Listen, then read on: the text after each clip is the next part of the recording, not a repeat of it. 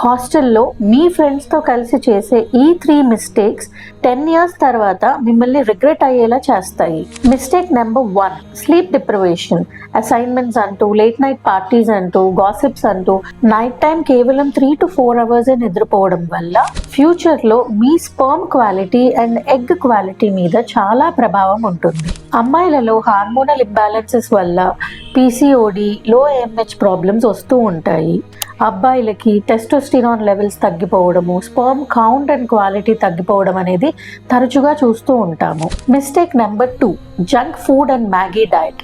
Breakfast avoid చేయడము, hostel food నచ్చక junk ఫుడ్కి అలవాటు పడడము, ఇవన్నీ చేయడం వల్ల హార్మోనల్ ఇంబ్యాలెన్సెస్ అనేటివి చాలా కామన్గా వస్తాయి. దీనివల్ల ప్రెగ్నెన్సీ రేట్స్, మిస్క్యారేజ్ రేట్స్ అనేవి తరచుగా పెరుగుతూ ఉంటాయి. ఇది అమ్మాయిలకి అబ్బాయిలకి ఇద్దరికీ ప్రభావం చూపిస్తుంది.